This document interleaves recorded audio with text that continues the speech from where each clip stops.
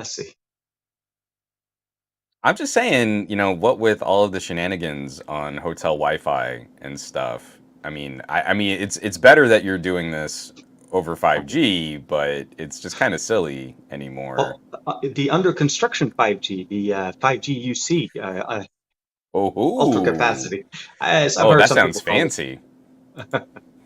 No, Hold on, it's just while we ramble this out, I'm gonna tweet that we're going live now since it's a Friday morning. So, that would be helpful. And while you're doing that, I'm actually I was going to go live with the Surface Duo, the Surface Laptop Go 2, but hotel Wi-Fi was one of my biggest things, and I didn't want to rely on having yeah. tethering and a whole bunch of stuff. So I straight up just went with the fastest, in my opinion, most reliable connection I have here while I'm traveling, and that's the actual T-Mobile Ultra Capacity Network, which has been surprisingly actually 5G. So for me, it's Yeah. pretty nice. Yeah, that's great. This podcast now brought to you by T-Mobile, but No, kind of this podcast brought to you by T-Mobile. it in many ways supported by T-Mobile, and let's just see how this hangs for about an hour. That was my biggest thing. I I've had to upload a few videos, as you guys probably know, while I'm traveling, and every time I tried uploading it through the Wi-Fi, it's been like it literally in almost hours duration. So I'm like, not even gonna try. Like 11 Yeah. minutes on T-Mobile. So T-Mobile's actually been crazy good, way better than what I usually get at home. So this is why I'm kind of happy. I tried using AT&T. AT&T is actually very lukewarm at about 30 to 40 megabits down on 5G.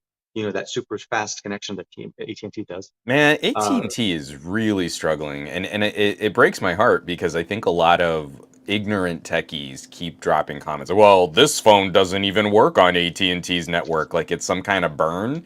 And you're like, oh, you sad summer child, you. Like you have I, no I, idea. As soon as you say AT&T, you're kind of in for the worst right now. yeah, it's one of those where you're like, yeah, it's that club that nobody wanted to be in, and you think it's special and you want to get it. No, it, I used to have it has such a been good struggling for some time, relationship and with it's been AT&T. years. Yeah. Yeah. Yeah, It's yeah. just really It's since sad. what's it called? When the iPhone used to be special, when you used to be basically locked to AT&T in the beginning, Oh yeah. internet speeds were Well, kind of like you always see something is different. AT&T just doesn't run at the same level. there was like a peak of LTE where Mhm. AT&T was really strong, but I feel like the moves T-Mobile has made recently after the Sprint merger have really shoved AT&T to the side, and it's right now it's a Verizon T-Mobile race, and Yeah, AT&T is yeah. sliding farther and farther and farther behind. It's like it's so far down on the slide you can't even get up.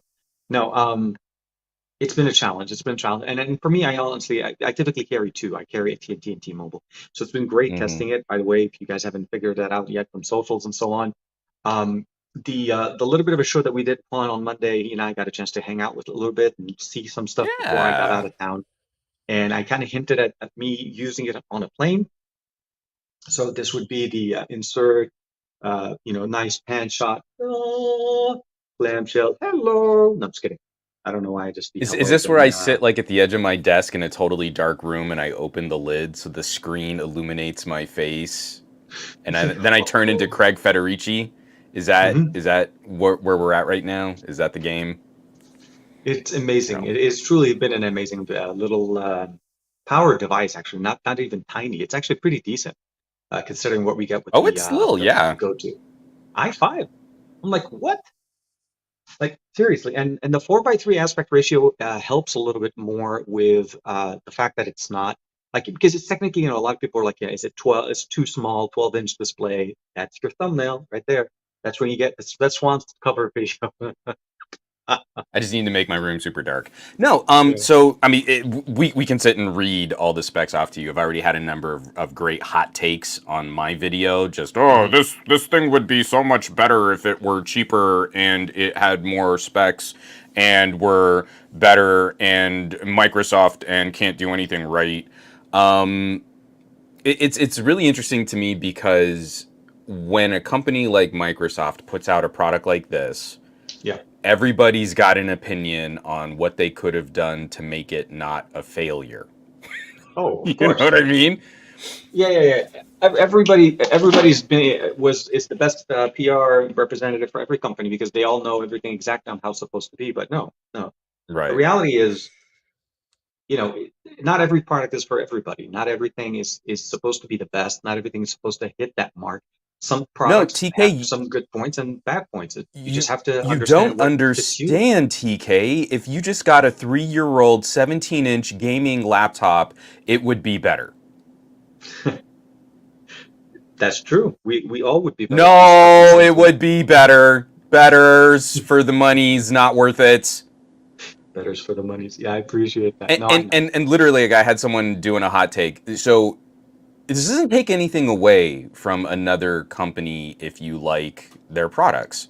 Yeah, Like, for example, right now, I completely agree. There's a sentiment on if you want a small, decently powerful, very good for travel kind of laptop. The HP Aero 13 is a yeah. very good option.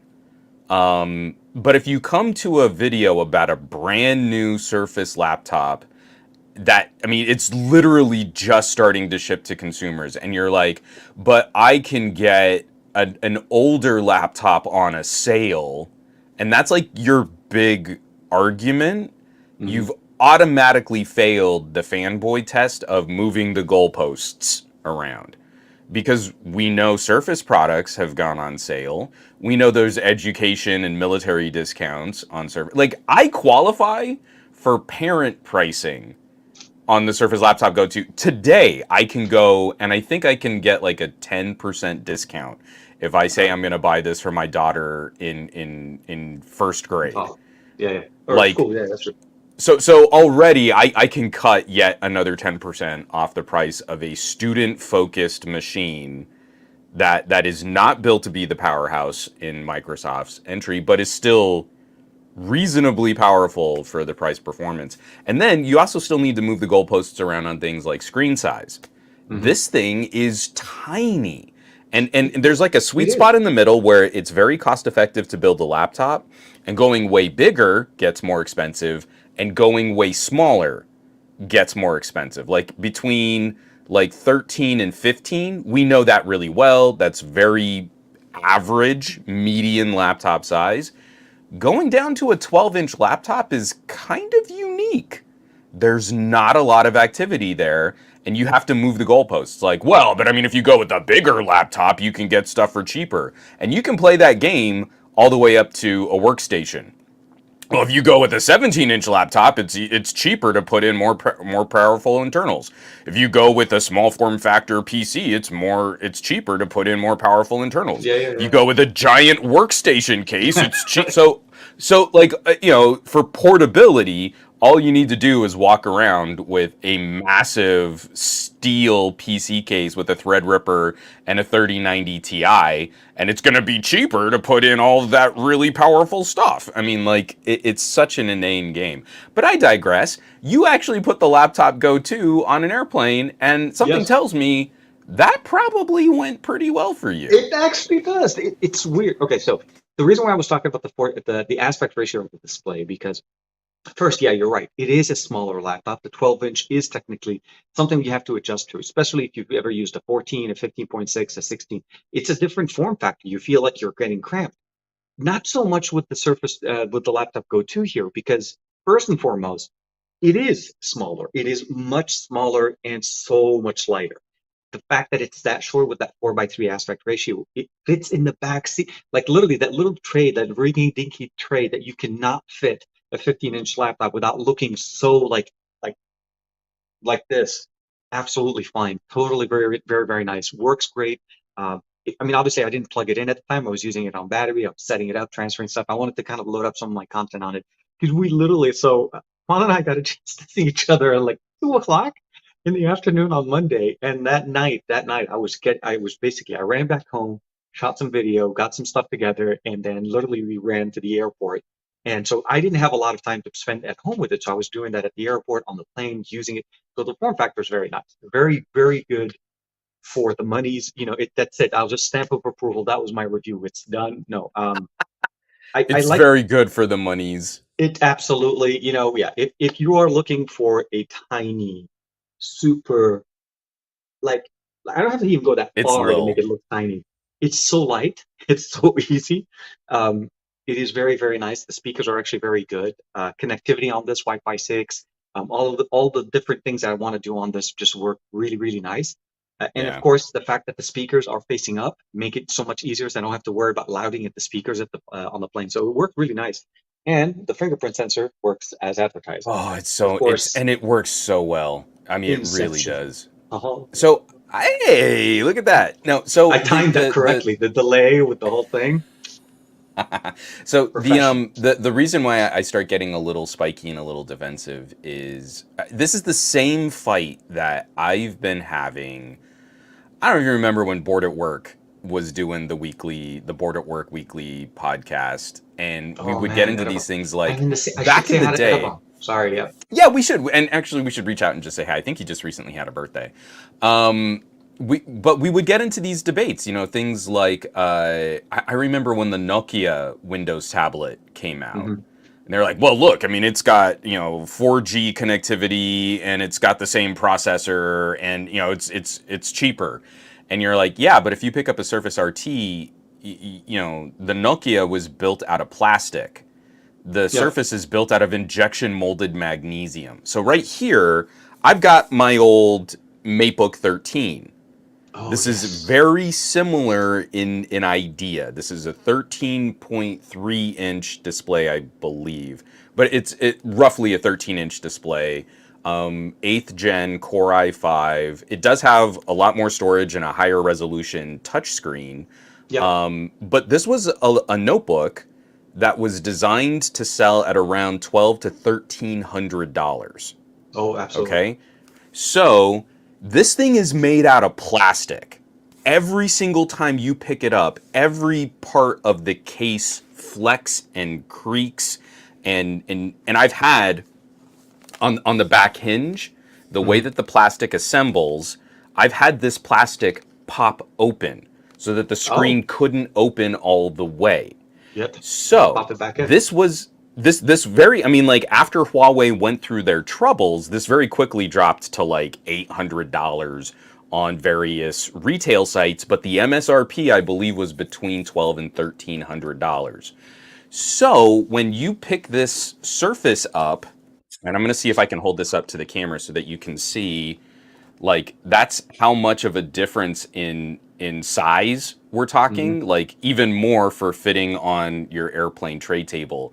It is slimmer in and shorter and smaller in every dimension, and almost all of this is built out of metal with just a nice, really nice polycarb on the Yep. back. Like, it's that real thick Lumia polycarb casing, and you pick it up and it's not making any noise and it's not flexing, and you don't have to play that dopey game of like where the tiny little speakers bouncing, because I know this Matebook. it's always a challenge if you don't put the speakers on the front and getting that back-sided speaker, especially when you're not on a flat surface. If you have it on your Yeah. sitting on and it's actually bouncing, trying to bounce off your feet, it just doesn't work the same.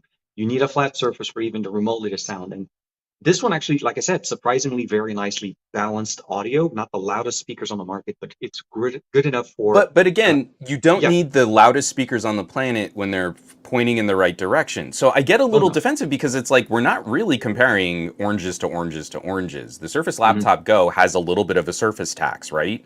Yeah, Not of as much course. as an Apple That small tax, of a but a surface little speaker bit of can a only be surface so big. tax. Yeah. But for that little bit of a surface tax, are you getting a nicer machine that people will want to use? The aesthetics are Absolutely. going to Yeah. matter. The build quality is going to matter. Who it's designed for is going to matter. Hmm. And, they gave us the nicer spec machine. So we're on the 8 gig of RAM, 256 gig of storage. That's $100 cheaper than the first generation Yeah, Surface I was Laptop looking at Go. Farhan's comment. Yeah. Sorry. Yep. Hey, So that sounds so good. Okay.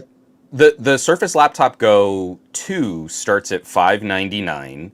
The Hmm. original Laptop Go started at $549, but didn't have the fingerprint sensor and only had 64 gig of built-in storage with eMMC. Oh So yeah. it No, was that's definitely really yeah, yeah. cheap flash storage, very slow. So it's $50 more, but it's a better machine. The sweet spot is that middle tier, 8 gig 128. 128 Yeah. is really lean. You go up another $100, so you're at 799 for 8 gig 256. That And I think is, it's replaceable if I'm not mistaken. I think this is hardware replaceable. You can upgrade the SSD if you want to, if let's say you have an older well, SSD. I haven't seen teardowns, but I Hmm. do believe you're correct. I just don't know how to get that polycarb off. So Yeah, I'm I hoping haven't. iFixit is going to take a look at that. I think the screws are probably under the rubber footings, if I'm not mistaken. I think if in the past what we've Yeah, seen is they probably. always hide them under the rubber footing. So you need to remove these. There's two tabs on the top and bottom. When I get back to the office, I'm going to try to see if I can find a process on it. But I remember reading somewhere that it is upgradable because if it's just like any other laptop, you just have to have access Hmm. to it. The RAM isn't, so you're pretty much stuck Nah, with the RAM configuration. But even yeah. though when you're looking at it, like you said, the 128 is lean, but I feel like it's the right level because I got somebody commenting on my video. He's like, "You would never use this as a daily driver, right? This is too small. It's not powerful." There's two different uses of a computer when you're thinking about a laptop. Yes, absolutely. I will not go anywhere and say that this is a production laptop, but that's not what I use this for. I have a Right. production style laptop, and that's what I will produce content from. But when I'm walking around and I'm going to shows, I'm going places where I need computing power that doesn't need to be production, this is what you would Mm, take. It's light, it's powerful, it lasts forever. It's the biggest thing about it that I really like about it, that 4:3 aspect ratio makes the display taller. yeah. Because of that 4:3, and it's not a 16:9. We saw this before with Chromebook. Remember when Google released their first Oh yeah, Chromebook? It was a 4:3 aspect ratio. for Everybody sure. gawked at it, like, well, you can't watch movies on. You're always going to have a. That wasn't what it's for, bro.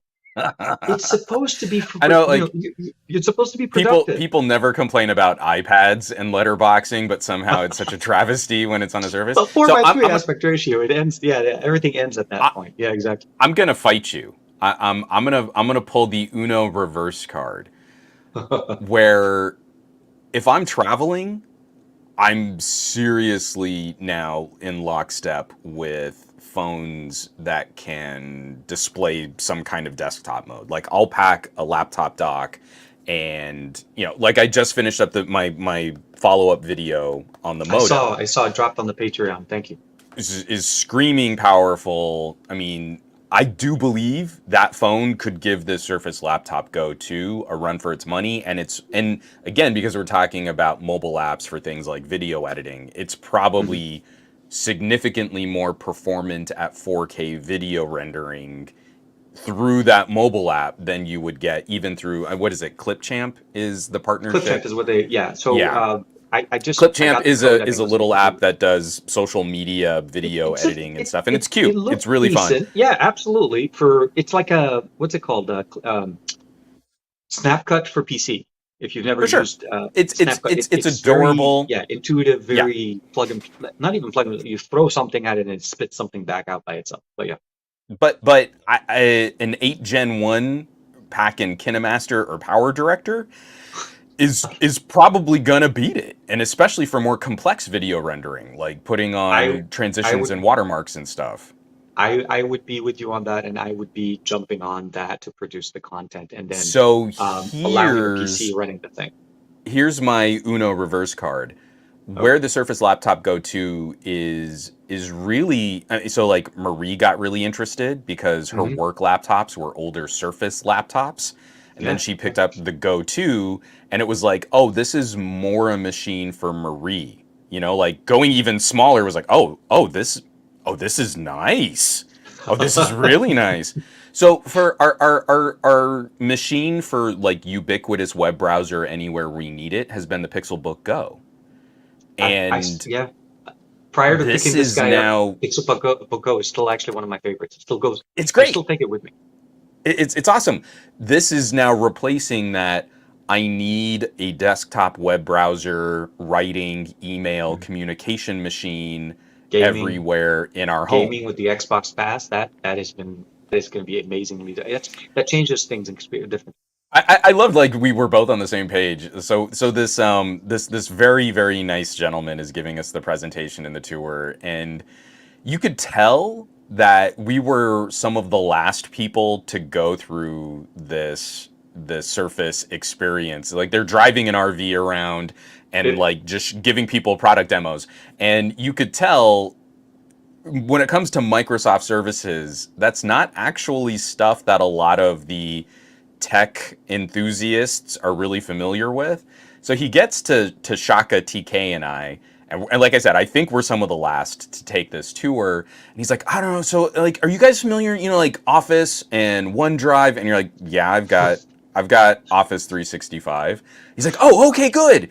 And then he gets to like the gaming part. You're like, well, you know, this thing really isn't powerful enough for like, you know, mainstream gaming. The built-in, you know, the integrated graphics are going to it's be the fine for this. HD, yeah. But with Game Pass, have you guys tried it? And you're like, yeah, we're all subscribed to Game Pass. And he was like, oh, good. You could see that it was like kind of refreshing that It he is. didn't need to explain Game Pass to Yeah, it's like, yeah, us. yeah, It was kind I of a know. It's sad like commentary on all of the other techies that that had were up there taken the before us tour that needed before an us. explanation. Yeah, yeah, no, I know. It's for me, it's so cloud gaming has been a big part of what I truly understand and appreciate cloud gaming for what they offer from the beginning with GeForce and obviously with Stadia and then obviously with Game Pass. You are, as long as you have a stable internet connection, the gaming experience becomes very mobile and also very accessible from lower powered PCs, even lower powered than what we get with the Surface with the laptop Go 2. But the Go 2 technically, I know we say it's not very powerful. You can play casual gaming on it. I mean, I'm not talking like massive, titles, but I'm talking like, just exactly, yeah. Look at that. I mean, even Juan is running it already on the. This is the Surface, the Duo 2. I'm assuming, right? Yeah, It that's looks the like it. Duo The too. display looks like the Duo 2. Yeah, the shining on that one. I mean, it also runs pretty well on the Duo One, but No, I no, no. just had this Yeah, but closer, so it's available and it's been making things more accessible. I think that the approach, what they were trying to give us, they just didn't know where we were, and I think the gentleman just probably didn't know who we were prior because yeah. some of the other people got a chance to see that. Oh, you don't even know. You don't even like, dude. This is the beard club. What's up, man? We the trio of Right. we walked in there. No, so it was very exciting for me, to see where the experience and how it was, and all the different connected options that they were trying to build around the service, the go-to, because they realize what the benefit and what some of the limitations, and they're showing you Yeah. how to surpass that, connecting it to a TV, using an external keyboard, a controller, using the right audio solution with it also changes things differently from what you normally use on the go. Hmm. So those are some of the things I was very excited to see. Plus, obviously, getting the chance to hang out with you again. Yeah, Right I mean, it before I was just said, fun getting to do that kind of thing in person. But I mean, to your point, yeah, like I again, I don't think Microsoft has ever gotten. I mean, I've been saying this for years now. Again, I remember having like almost literally this exact same conversation back on the Board at Work podcast that I don't think Microsoft has ever gotten the credit they deserve for really being a good accessories and hardware hmm manufacturer. So I mean, like alongside the Surface laptop, they also have a new little portable Bluetooth keyboard. It's yeah, really cute, but I had to send the PR rep a plea. So literally, like this is the first time I've ever worked with this side of Microsoft PR, and like the massive nerd that I am, they did the Surface and the keyboard. I got a little Ocean plastic mouse to go with it. Just they want to hmm make sure you can fully use the oh, Surface version of absolutely, yeah, everything. yeah, yeah. That's what I liked it. So It's well bound. I I wrote them an email saying like, hey, this is all great. I love it. If anyone on your product team or your engineering team is open to a suggestion, this is my original Microsoft folding keyboard. It still It has the still works micro amazing. USB port on it. This is still, I mean, I've been using this for years. I think this came out, when did I get this? I want to say like Surface RT2. Oh wow! It's I it's remember it's you told me you old. repurposed it for the Duo. Yeah, yeah, yeah. Oh, I got it. I yeah, borrowed it because with you like on when the when first you and the pair it second with a Duo. Duo, like this is your load. This is it. You throw the little pen with it, and this like replaces so much laptop functionality, and it fits in one knee of a pair of cargo shorts. Right? Like Exactly. that's it. That's your load. It's Yeah. ounces of travel and carry weight for an insanely powerful portable tablet kind of experience. So I couldn't help myself. Like, hey, anyone who will listen to me at Microsoft, if you could give me an updated version of this with a USB-C port on it, it would make a silly nerd so happy So happy. if you could do that. Well, from a portability standpoint as well, I mean, the fact that it folds on its own, takes less space, and you do get it to protect the actual keys. You don't have that open experience. That one's not bad for me. It just, yeah, it's like night and day. Exactly. Open it out and see too. If my camera would stop moving Oh, it's around. about the same, just about exactly. Yeah, If you account for yeah, the it's separation pretty and the, incredible what you can do when you like fold something in half. I mean, if they could even do like maybe even a hardback version where it would like Mhm. pop and flip around and be more of an Oh, armor yeah, case yeah. for its own keyboard, that'd be pretty sweet too. So, I gotta say, early impressions have been very positive. I've already written 4 scripts for future videos on just the Surface itself, like the built-in keyboard. It's great. It Hmm. really is becoming one of those kind of ubiquitous services PCs. I am still heavily advocating for people to use more compute power from mobile devices like phones, Hmm. and we're right neck and neck. I mean, there are so many things that like traditional x86, a Core i5, proper desktop grade software is going to handle in one direction, and there are a lot of things that phones are increasingly better performant if you're trying to get to the same result. Not if you're Yep. using the same program. I'm not running DaVinci Resolve on a phone, but you know what? I'm also not running DaVinci Resolve on a student laptop that starts at $599. So really trying to balance all that stuff out, it's interesting seeing where those Venn diagram overlaps happen. But so far, the Surface has really been a hit just around the house. So its Hmm. ability to quickly open up a Word file, stream content, stream gamings, that I need it ready to go at a moment's notice. Like Hmm. Microsoft has actually caught up quite a bit to some of the advantages that I think people would celebrate on a MacBook Air. You lift the lid, you put your finger down on the little glowing button for your fingerprint sensor, and you're in and using where you left off on the Yep. laptop. So that kind of stuff has really been a joy. The idea that this type of compute power is noticeably better than my old MateBook, and it starts at like half the price of what the Oh, yeah. MateBook started at, is I think a very encouraging step that even with all of this component shortages, all of these pieces getting more expensive, we can still make a really high quality built Mhm. aesthetic machine that is at the right tier of performance for kind of like a mid-range laptop solution, and you don't have to break the bank to get it. So there really aren't many solutions that are in this ballpark. I mentioned it before. I think the closest you'll get is an HP Aero 13, and Hmm. then it's I've got to shop an older machine on sale.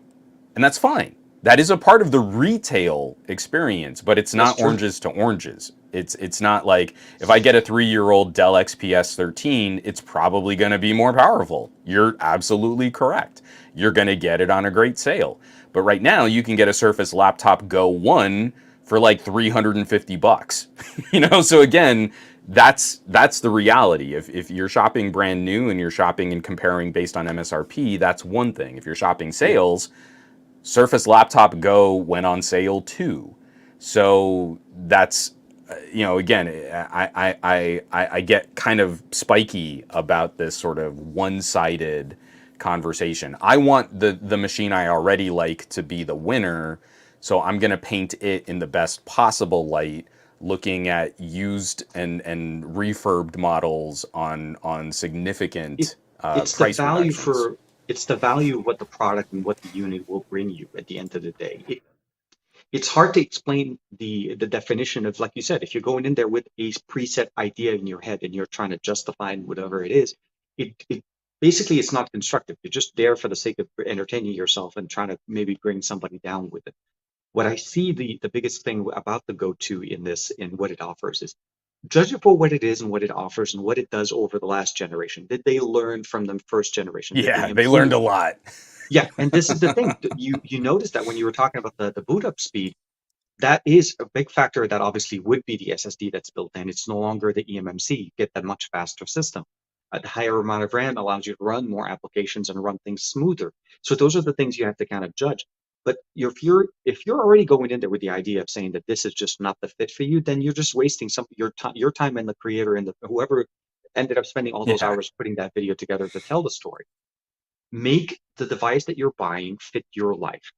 Okay, I'm in travel when I don't need a computer that produces anything for me. I don't need to bring that with me. I'm not going to bring my big laptop.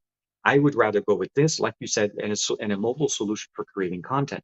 We can do so much with our phones now that I think a lot of people are Hmm. not understanding is a not so powerful computer could still do the exact same experience that you're used to before. You can easily plug Dex. If let's say you're just using, you want to use Ready for, you want to use Dex, you want to use EMUI, you can plug into this and run the native app because Yeah. this runs full apps. This is not running any kind of ARM version of an application. You can run Dex on this fully, boot it up and edit your stuff in Dex and produce straight off your phone. You use a Motorola with Ready for, use Huawei or our phone with EMUI and Magic Desktop, and get that leverage that you want without having to bring that bulky laptop. This is the Yeah. biggest differences. And if you really want to be able to leverage, older, maybe better sales, totally fine. There's no reason to harp on new stuff just to make the old stuff look better. Do what works for you. Or yeah, And exactly. Like you're saying with a next dock well, or something like that. yeah, so Or so that. this is laptop talk. This is something that I love to show off as being like this is good. This is portable. This is Mhm. slim. It's a nice form factor. To what you're talking about, if you really want to compare, Yeah, like that's the size difference. That's how container much small. smaller this thing is. And a Next Dock I think is a good solution if you want to turn your phone into a sort of a portable tablet or some sort of laptop style. The It's Next almost Dock like does getting a not 13-inch fit. laptop, but you're cutting part of it because of that 4:3 aspect ratio. So you're still getting that height. It's The height height. on the display is the big factor. A lot of people are not appreciating. You're getting that, and it's just not a 16:9. It's a 4:3. It still fits. Reasonably sized Next Docks and mid-sized 13-inch, like between 13.3 to more of like a 14-inch small Yeah, bezel yeah. laptop, these do not fit on airplane tray tables as well as they used to. This is now starting to become this is now starting to get just a little too big for that kind of travel. And the size difference, like where we're at with something like the Go 2, is now Absolutely. noticeably smaller. It's not like, oh, well, it's a 13.3 versus a 12.4. I mean, you would barely be able to. No, you notice immediately how petite the Go Hmm. 2 is and how few machines really resemble that kind of size difference. Like, again, I was picking it up. This is dwarfed by my Pixelbook Go. This is noticeably thinner and smaller and lighter than a MateBook 13.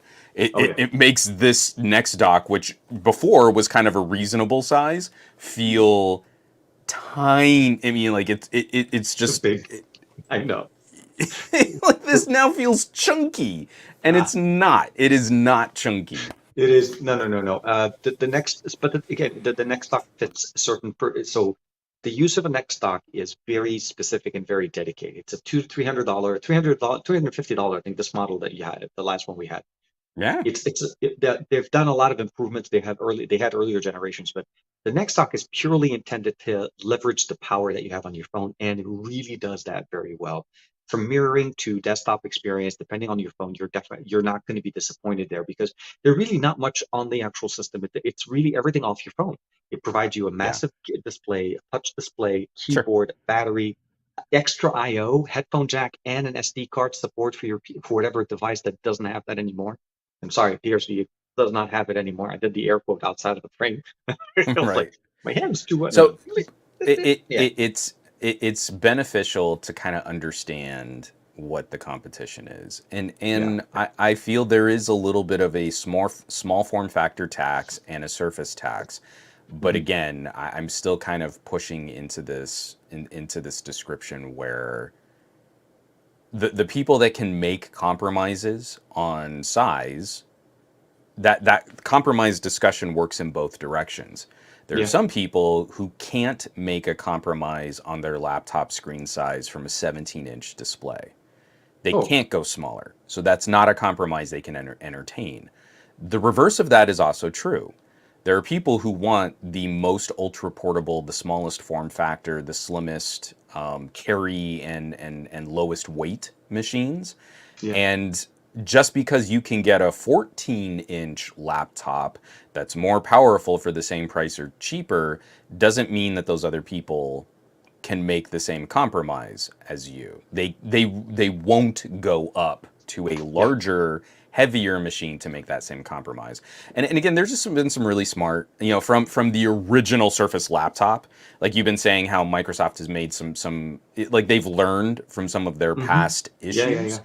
It's silly things like they have the proprietary little charging stick thing.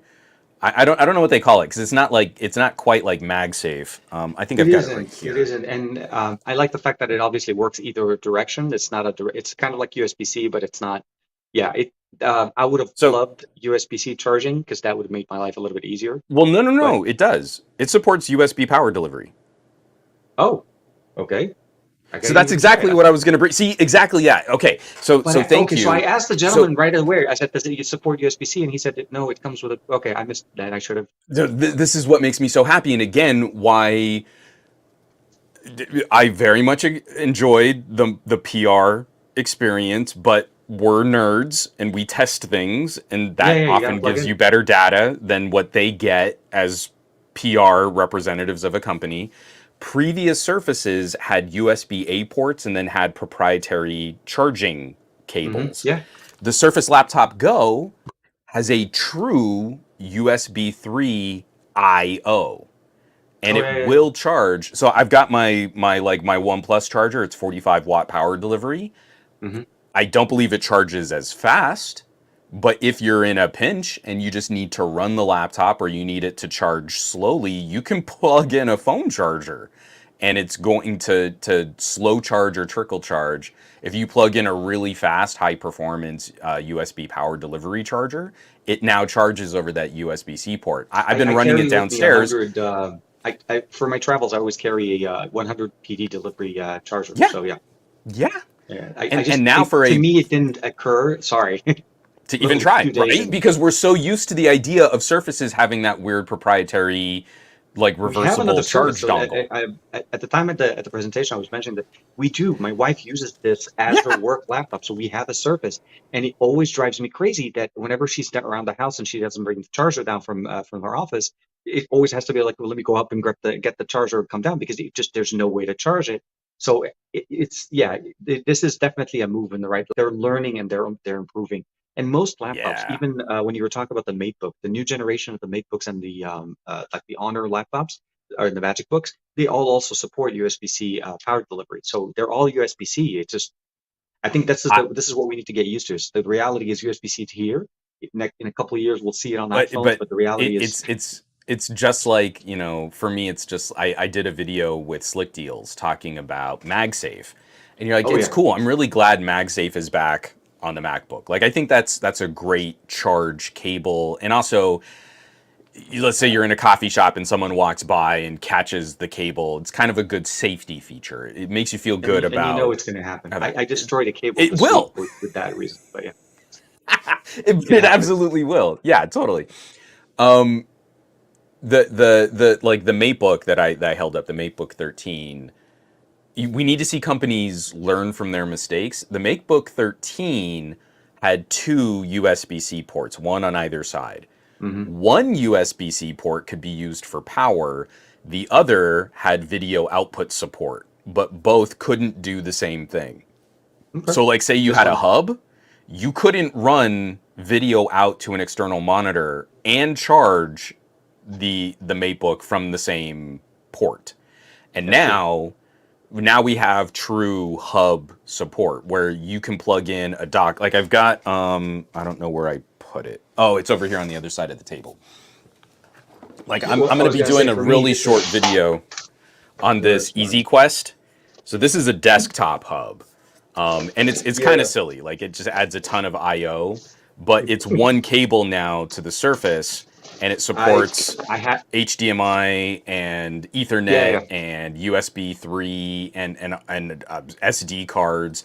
So now we have that as a real solution on a Surface. From the first Surface laptop, it always bugged me how long it took Microsoft to get into USB-C because this is the kind of I/O we get with USB-C. Now on the Surface Laptop Go 2, it's coming in full force. Like you've got the Mhm. full support of everything that we should have for this kind of accessory and peripheral market.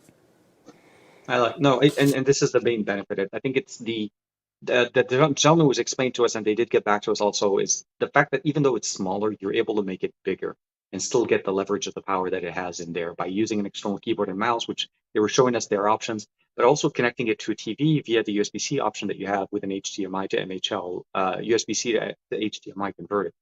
So it's something that you could definitely appreciate, or supported monitors, by the way. Some monitors do support USB-C video out, so you don't even need the converter. You just plug into the USB-C of the monitor, and boom, you got the display running.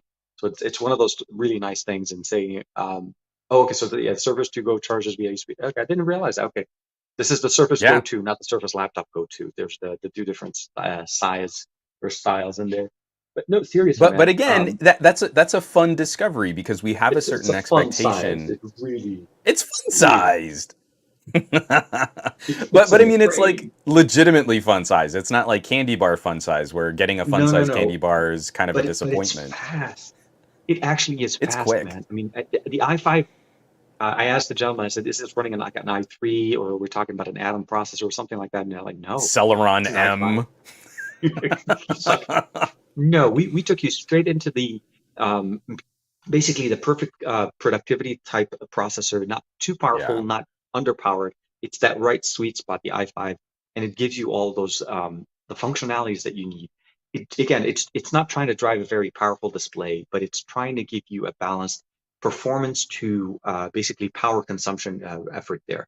You know, Yeah. seriously, this laptop should last you no for let's say you're going on international travel, like a 30, 11-hour flight. This should be able to hang in there with you for the entire flight unplugged. That's the type of experience they're trying to give you. And for students, basically being in class all day from one classroom to the other Yeah. and never having to plug it in, go home, So do some work, and maybe plug it in overnight. it's solid because we're talking about a decent battery champ at low weight. I still believe like if you're trying to rank criteria, a MacBook Air is still gonna beat what you can Yeah, do oh, when really using this if we're battery not life trying to is take your away from any main other solutions. concern. Exactly. Yeah. Yeah, but it's interesting to see in Windows land where we don't have that same kind of lock on operating system, manufacturer editions, and the hardware. You know, again, we Hmm. we have these conversations about optimization, and I mean, as much as I tag Apple for some of their less desirable business practices, like there is still a conversation to be had about some of that optimization being a benefit. But to me, what's really been interesting, the rated battery life, I feel is worth talking about. Microsoft is estimating around 13 hours of use on a charge and kind of a mixed use web browsing, video streaming, music listening kind of day. And I would say that that's a reasonable expectation. Some of the other 13-inch laptops, these smaller form factor machines, don't seem to be able to reach that same kind of general daily use runtime. Like an HP Aero 13 was rated, I think, for around 10 hours of use, and of course, in battery Hmm. testing, it falls behind. So that's one of the interesting points. Like, how do you keep making smaller and smaller and smaller, thinner and thinner and thinner, lighter and lighter and lighter machines, but then improve on the actual runtime out in the field? And we know, like ARM SoCs are more power efficient in very specific applications against x86. We've got a Core i5 here. That's not a lightweight CPU. Like Hmm. that's a No, pretty performant it's CPU that for sweet a spot. quad It's core not too 8 powerful. thread. It's not too underpowered. but it is going to come in with a higher power consumption, power draw than, let's say, an i3, or even if we went with, like, Oh say, yeah. an ARM-based processor. You're right. But again, I mean, again, that's where I like this conversation is fun because you can say like, oh well, an Intel M core or Core i3 is going to be lower power. That that doesn't always mean that it's going to be better for battery.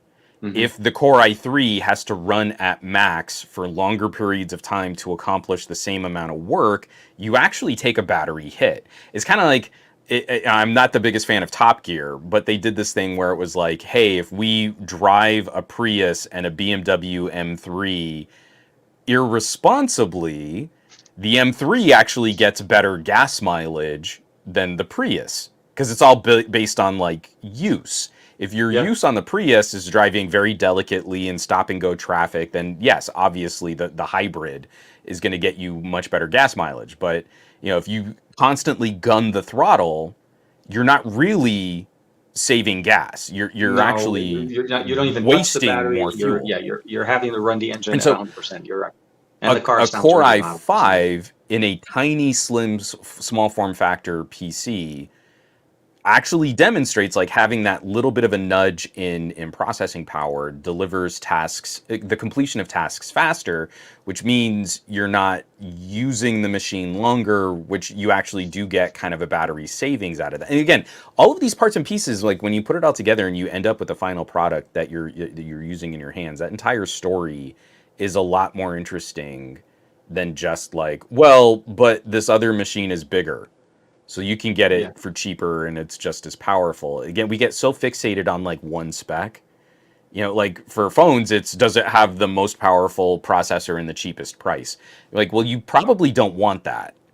You think you do. You think you want, the Snapdragon 8 Plus Gen 1 in a $300 phone, brand new, full MSRP, but you actually probably don't want that. If you really build that product wouldn't run as well. It wouldn't be as balanced. I can dump a V12 in my Nissan. It doesn't Hmm. mean I have a supercar. It means I have a nose heavy, poor steering, terrible braking, awful suspension sports car, right? Like, Yeah. I don't want that. I want the machine that was built to handle that power and the transmission that's really going to work with that and the brakes that can really stop that machine. And I feel like the Surface is doing a much better job of answering the whole well-rounded package Yeah. conversation, It's the and that it's balanced making the experience. right compromises in the right places to get Hmm. me a lower cost, respectable performing, long battery life, ubiquitous computing device. That doesn't need fans, and it doesn't need to sound like it's about to take off every time you try to do something It with it. it actually No, no. does have active cooling though. That's kind of It shocking. Where? I don't even. I've never heard it. It it's so quiet. I love it. Where No, the? there is Okay. actually. Oh, you're Are right. you It's catching it under the right? display. It's the opening of the fans are right in that little seam Yep. between the display and the back. Like and if you close it, hold on, let me see. Do you see it? No, so it hides it very well. It only opens when you have it in fully open mode, and then you can kind of see the grills open up at the bottom, and they're facing backwards. But it's so quiet that I've never heard it. I have not heard it So once. my Matebook needs this ridiculous bottom grill, which is Yeah, blocked well, by that's the in. everything, I was gonna and say, then but it that's for the intake vents as well. and it vents so hot, like the bottom of the display is like Yeah. roasting. And again, it's all plastic. The Surface, the bottom pad gets warm, kind of like a A little. Pixelbook Go. Yeah. It does get a little warm. I wouldn't say it ever gets to like a really uncomfortable temperature, Yeah. but Yeah. there is just enough active cooling to help mitigate what would be sort of an uncomfortable situation if you were using it on your lap, and you don't have to worry about blocking anything on the bottom. There is no intake on the Yeah. bottom. I believe part of how the fan moves air is because of the extra spacing on the keyboard, where we also have the speakers underneath the Opening. keyboard. Yeah. Yeah. Yeah. So they I could use the think intake that's, is from the top. I don't know, but I think that's how it's actually pulling in air.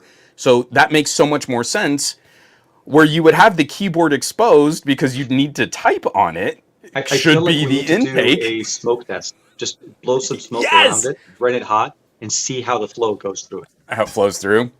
And then gum it up. I mean, I'm just going to sit there and chain smoke cigarettes until I can see where. All in it till you see that smoke kind of flourish, like that plume come from the back.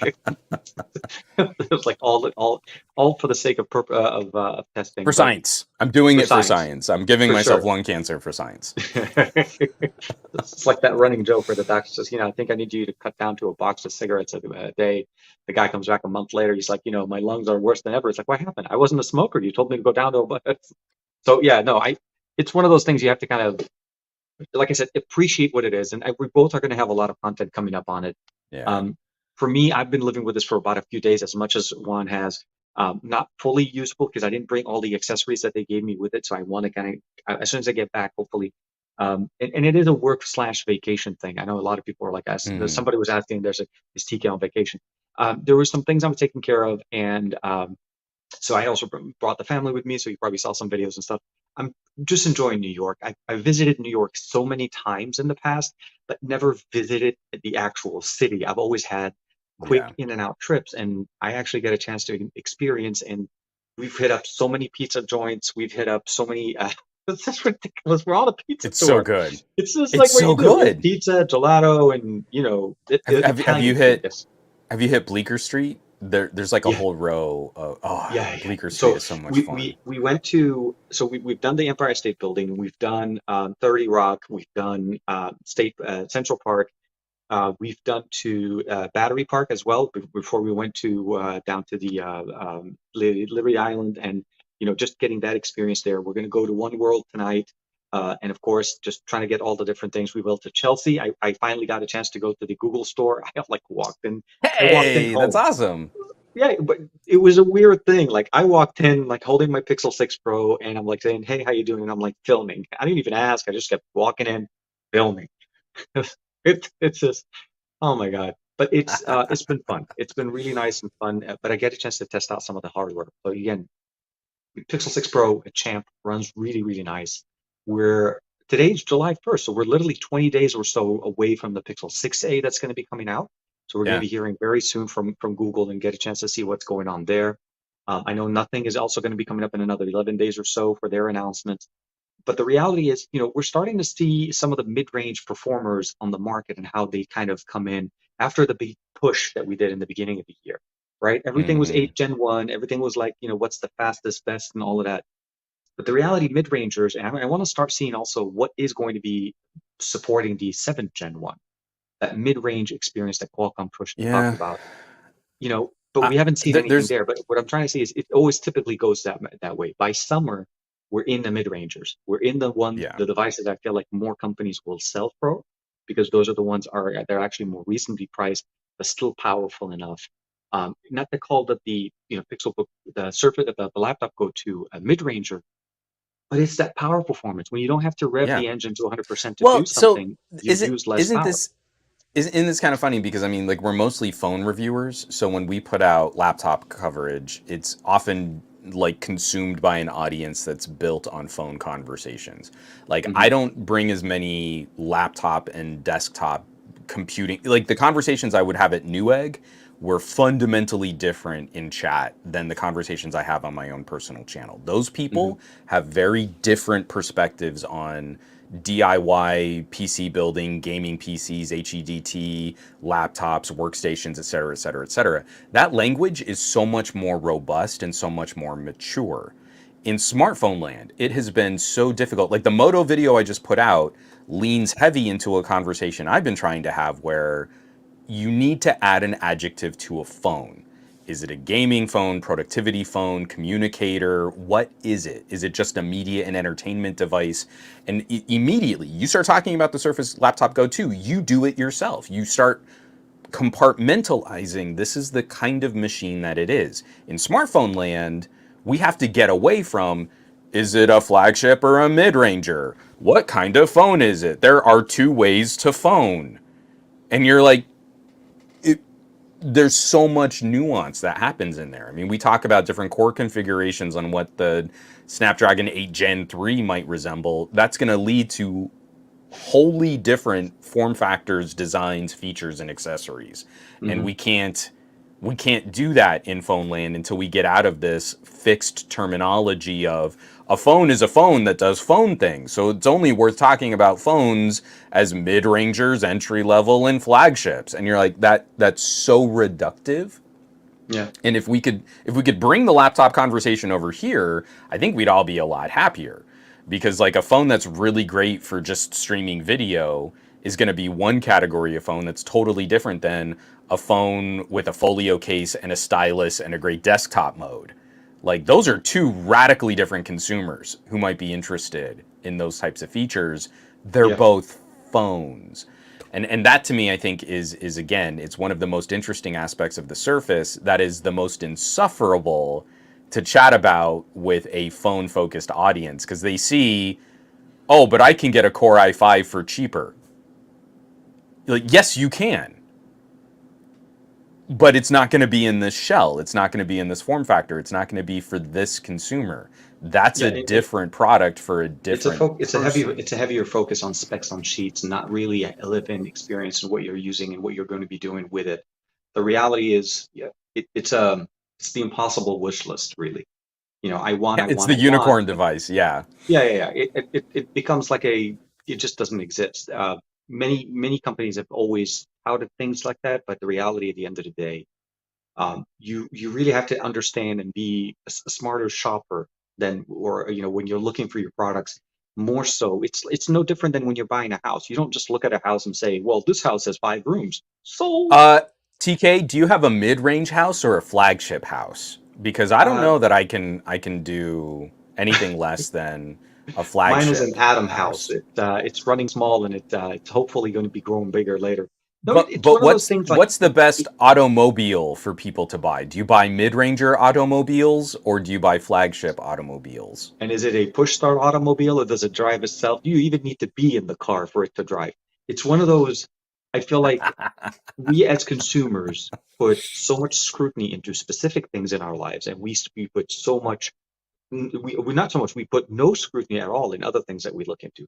If you're willing to spend the time to buy something that you're going to use for an extended amount of time, for you know, months, years, you need to make sure that what you're getting is right. And like an example would be, you know, when you're talking to somebody at a store, you're talking to people, you really start noticing that it's not always 100% the information that you're getting. You need to kind of do a little bit of follow up.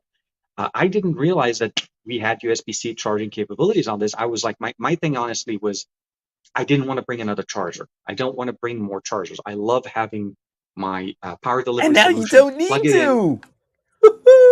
it's Woo-hoo! running there. Um, I was like this one. We definitely need But to, not no, I something mean, I but again, expect I to mean hear, but that to me is a happy discovery. yeah, yeah. Exactly that point. You I don't would love to say my get house is a flagship house, but you know, it's not right? working. Oh, I'm perfectly you know, Powered by I'm Qualcomm proud and to show off that my house is a Poco. So my house is higher performance and I spent less monies. So my house is more worth it for the monies than your But you know, flagship no, house. seriously, not to kind of take it back to last week, but has been really on a roll. Like we have Yeah. an 870 and an 8 gen, sorry, an 8100 MediaTek processor in brethren devices that were released last week that we both loved very, very much. We both actually coincidentally got the opposite coin, which is weird. Like I don't know if they like almost like Poco kind of purposely did. One of us gets the 8100, one of us get the 870. I'm like, I know. let's not make they're going to talk about it, make it happen. But one of the other things I got a chance to push out this week, which surprisingly was another laptop, because Huawei just had an event in Berlin, that I Mhm. was supposed to be there, but there was some technicalities. Again, I wasn't able to make it physically to the event, but they were nice enough to send me the Matebook D16, not the D16, but the D Space 16, differentiating it from the AMD series.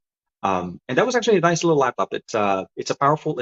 They sent me the i5 model and large display. It's a 16 and it's trying to be. It's like a TARDIS, right? It's bigger on the inside Right. kind of a thing. Nicely rounded overall performance. Bottom firing speakers, which for me was like, okay. Um, but it had a full touchpad, and overall experience was very nice. Large display, great consumption, decently spec'd. I feel like it's trying to hit again more of the all-round type of an experience on the laptop. Oh yeah. It's not a very powerful system. It's not running the latest and greatest, highest number of storage capacity. All that. It just answers it basically dots the I's in a really nicely respectable way. So between the two, I feel like they're both great laptops. And honestly, for travel, when I had to go with it, I did end up going with the slightly smaller physical one. Even though Oh it's yeah, smaller, it still gave me good part of what that experience was. But I actually wanted something smaller. Doesn't mean the Huawei wasn't small enough or thin enough, but it would have taken more real estate in my backpack. And at the end, I for kind of had to sure. make the judgment between the two. So yeah. Yeah, I But and mean, then I we've think you posted another one as well, another video this week. oh, I mean, I've gotten a video out almost every day. I Beautiful. might even get another one out this afternoon. Let me kind of just head over here real quick because I finally got to build this, and this is going to be sort of a fun follow up later in the year. I've had really good experiences with the folks at Qnap. So building little NAS boxes, and right now I'm running a Qnap 10 gig switch and a Qnap 10 gig router. Yeah, yeah, yeah. Let me tell you, even though there's a bottleneck on spinning disk drives in RAID 5, going with 10 gig local networking is really nice for getting all of that I/O, moving data around your home network. But this is their little 2-bay. This is the TS233. Hmm. And I did just sort of like an introduction video, first build, getting 2 drives in here. I have to throw another shout out to Seagate because they also hooked up a pair of 6 terabyte drives to throw in this. And this is not going to be the solution I'm using at home because I have one of their 3-bay. But this is I'm building this specifically to get my parents updated. Right Yeah, now, yeah. my parents' backup strategy is an old MacBook that's kind of falling apart and an Oh, older USB portable drive that they plug into the MacBook. And I think they need something a little more robust than yeah, that yeah, yeah. moving forward. So, gigabit Ethernet, dual drive, all of the great like software capabilities. But the exciting thing to me is this is another example of ARM. This is Hmm. using an ARM SoC. It's 4 A55 cores with an NPU. So it's got a Huawei style NPU in here to do things like facial recognition when you upload photos. So when you go into the photo app in Qmagi, I think is what it's called, Hmm. you can do things like search for people in your photo backups in your photo collection, and there's a dedicated piece of hardware in here just to do that kind of matching and sorting for your search. This is not the kind of solution you would look at for more rugged corporate work. But just like everything else we've been talking about, I think ARM is a better solution if we're looking at price performance for a little box that's just going to back up for small office or Hmm. home office work. To me, that's the exciting next step. So many of these boxes used to have little Celerons in them. That Yes. Celeron, The version that I have is actually a Celeron running processor. Celeron. Yep. So Yep. the Celerons are fine, they're good, but power performance, I think ARM takes a win. You Hmm. would not want something like that for a larger company infrastructure, lots of users hitting the storage all at the same time. You need something more robust. But if you're Absolutely. talking like backing up 3 phones and streaming 4K video to a TV, I think ARM is a better play than Yeah. Celeron. The boxes run cooler, they don't use as much power, and they're more configurable for that. So I've got the 3-bay ARM processor, and it's got a 10 gig NIC in it. I mean, it's crazy. But the 2-bay has been surprisingly performant, and it's been great at things like video decoding at much lower power draw than some of the previous boxes that I played with. So that's going to go to my parents. I'm going to try and do a follow-up video, maybe end of summer, beginning of fall, That'll be just good. to see like how they like it, how they get it set up, because we've got a ton of family media. We're going to be like digitizing a whole bunch of old photos and film, and like we need something that not only can store it, but you can easily access it and you can easily share it. And Yeah. so, like, if I send a link to other family members and say, hey, oh, yeah, by the way, you've got all these photo backups, you can grab them here.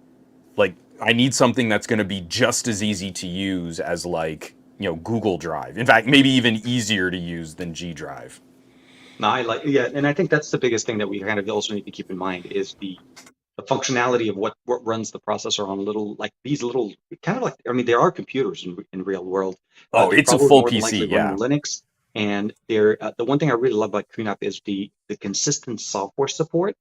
I've had my Yeah. server for so many years, and I still get updates every month or so, bug fixes, update generation, and support for all the built-in apps. And I love that there's Plex is actually natively supported in here. So if you love to Mm-hmm. run Plex for video streaming, that works great, especially for devices like Beautiful. for TVs or something like that that don't have necessarily a very rich app store. Sometimes Plex is actually present there, like Samsung, LG, and Mm-hmm. have the actual native app. Um, but I like mine. So mine is a 4 bay, but I've loved the fact that of the consistent backup concern.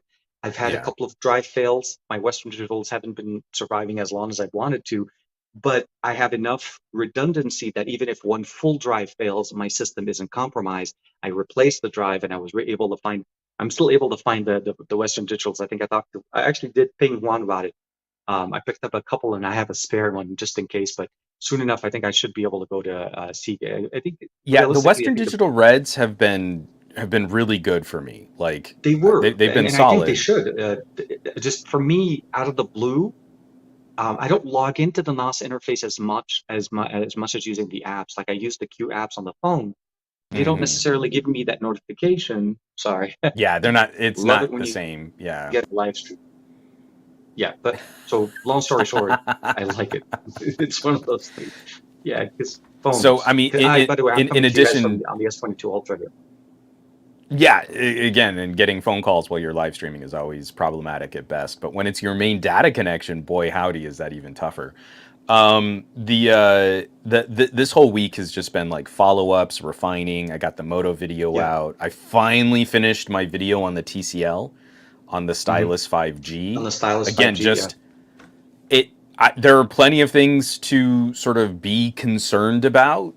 There are a number of compromises on this TCL, and it's hard to be too anxious about them when you're talking about a productivity phone that's going to be free on contract. Yeah, Like yeah. it's the free phone at T-Mobile. They don't show you the MSRP of the phone if you go to the T-Mobile.com. It is basically just their, hey, we're giving you a phone, and when you factor in free, like it's hard to be too upset that like sometimes it stutters when you're heavily multitasking. Like it's been great.